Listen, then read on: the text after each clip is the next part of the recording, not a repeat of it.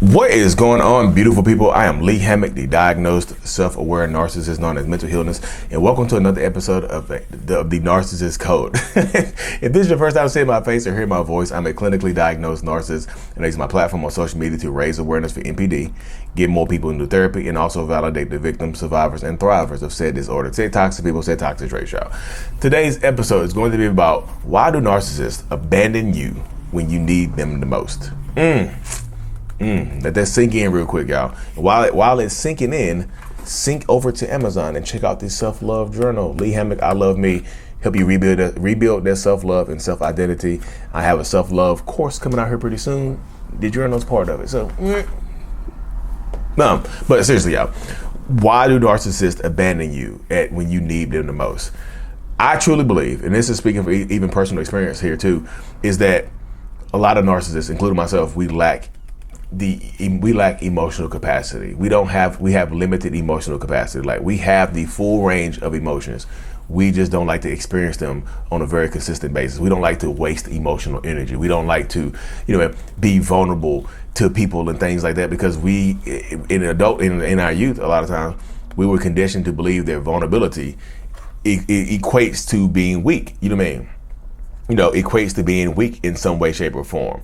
So we think that being vulnerable makes us weak. So when you need a narcissist, it means they require you're being vulnerable, like you're in your times of need, whatever has happened to you, whatever you're going through. It could be you missed out on a job opportunity. You missed out on a job opportunity. You missed out on a job opportunity. You had somebody passed away in your family, your pet passed away, your best friend moved across the country, moved to a different country, something you need some emotional support from them. You see what I'm saying? You need them to be your emotional support human. You might as well, like I said, they just can't do it, y'all, on a consistent basis. Sometimes they can pull a rabbit out of a hat. I've been there. I've emotionally tried to be there for my wife when, especially in the past, even before therapy, when somebody in her family would pass away or she would have some type of, something go on that was big in her life. I would try my best to be there for her, but I would just run out, y'all. My tank would run low, and I just couldn't do it. And that sucks. It sucks to say, and I know it sucks to hear, but I just could not do it. And this is not me trying to get you to feel sorry for that narcissistic person in your life, feel sorry for me.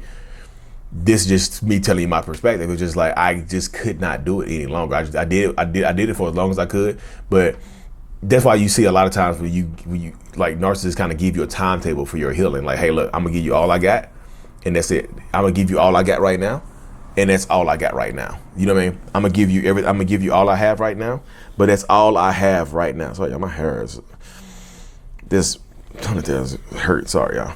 I'm gonna give you all I have right now, because it's all I have. They have nothing left to give, or they want to save it up save their emotional energy for themselves. You know what I mean? They have nothing left to give you, so they want to save their emotional energy for themselves. And they will abandon you at your times of need, because some of them just don't have it. Some of them just don't have the emotional capacity or the emotional range to give it to you. They don't have the emotional empathy to give to you. Some of them can give you cognitive empathy and just be like, hey, look, sorry for your loss. I understand it sucks. Some of them, or they just not gonna cry with you and just boohoo cry with you. Some of them will, but like a lot of narcissists are not gonna get down on their hands and knees and cry with you and just roll on the ground or whatever. However you, I know that's over exaggerated example, but however you heal, however you cope, you know what I mean? They're not gonna do that with you. So they will abandon you at times of need, because some of them just don't have it to give. And again, this is not me trying to feel sorry for you, not trying to get me to feel. This is not me trying to get you to feel sorry for them. This is just me trying to help you bring understanding to what's going on in your situation. You know what I mean? So they could absolutely just not have it to give to you. You know what I mean? They could want to. Like, my wife is hurting. I would want to give her the love, care, and affection that she needed. I just could not do it. There's a block going on here. There's something blocking me from giving my reserve tank, giving up my reserve energy tank, my reserve emotional energy tank to her. Like, I gotta save it for me. What about me? You see the selfish nature that kicks in right there. So you're a narcissistic person, partner, parent. It could be a parent. It doesn't have to be a partner. It could be a parent or a friend or whoever it is. They want to save the rest for themselves. Like, what about me? I might need this for later on. You know, they don't think about emotional energy, but it's a subconscious process, y'all. This is not just thinking about, what about my emotional energy? I think like that. No, most narcissists don't think like that because they don't have the self-awareness too. Well, yeah, they'll abandon you at times because they just don't have it, you know? And again, don't feel sorry for them, but you feel more sorry for yourself and ask yourself this question right here. Are you willing to stay with a person in a relationship dynamic that just doesn't have the emotional range to give to you when you need it? I just feel like not to emotionally connect with you when you really need it. I'm struggling right now. I need to pick me up. And they just like, okay, pick yourself up, bye, and leave. How long can you stay in a relationship like that where you are giving more emotional energy than you getting input? Like your output is exceeding your input in this relationship space, in this relationship dynamic. You don't have anything coming in, but you have it all going out. If you don't have anything coming in to replenish you, what happens? You run out. You run empty. You run low. It might lead you into a depression. Not being depressed, but into a depression where you don't have emotional energy. You're out of it. You know what I mean? But another reason why narcissists abandon you in your time of need, something like y'all, trigger warning, some of them don't care. Some of them don't care and just, they don't care and they see your emotional reaction or your need for vulnerability, your need for emotional connection. They see that as weakness and it angers them. They see it as an inconvenience to them and it angers them. They will get mad at you for grieving. They will put a time limit on your grieving. It's been 3 hours. You still crying over your damn mom? She was 95 years old. How much longer do you think she was going to live? That dog was 32 years old. I don't know how. First of all, the dog was 32 years old. I'm pretty sure it belongs in the Guinness Book of World Records. How long did you think it was going to live? Get over it. Why? Oh, you still crying? I'm trying to work in here. You still boohoo crying? I'm trying to work. I got to go to work in the morning. I'm trying to go to sleep. I can't sleep beside these tears. I can't sleep beside you cry. They will see your emotional reactions, your grieving process. When you need them the most, they see that as an inconvenience.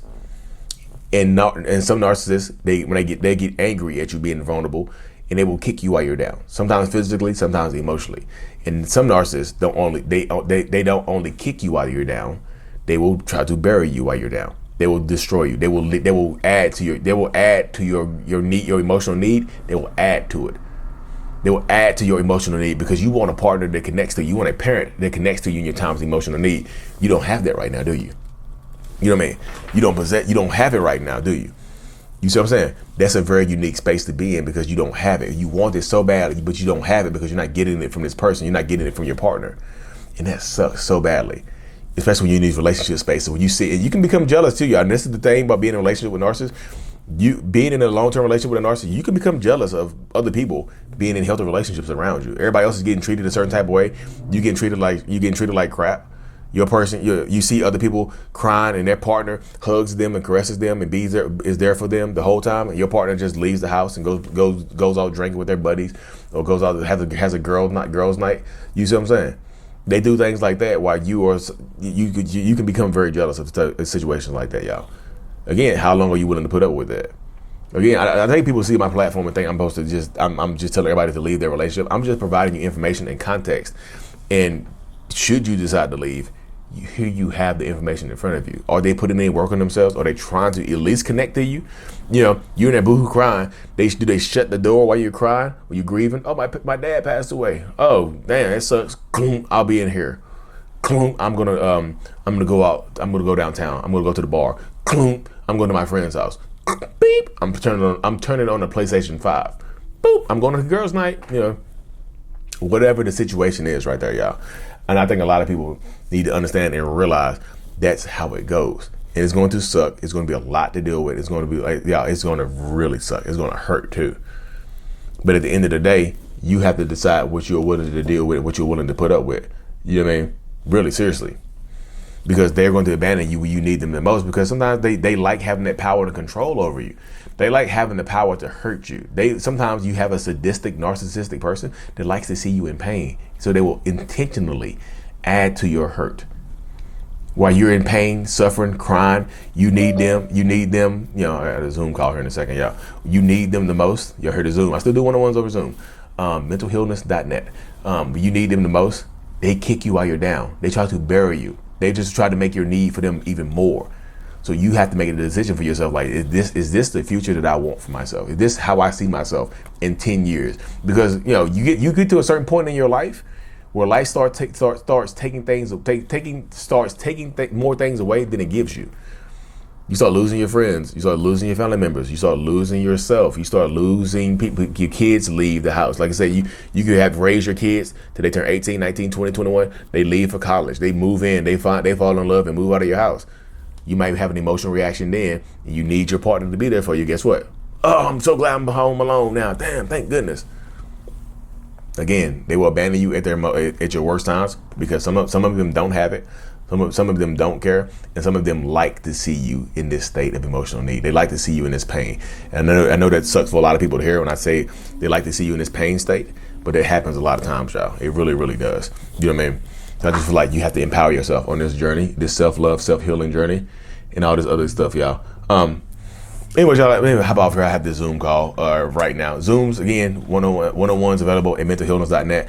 I actually have I'm going to say this before I hop off. I actually have a small group coming up on Sunday, June the 11th. It's a small Q&A group, 25 people. You see what I'm saying? For my gold members of my channel, you get a discount on that.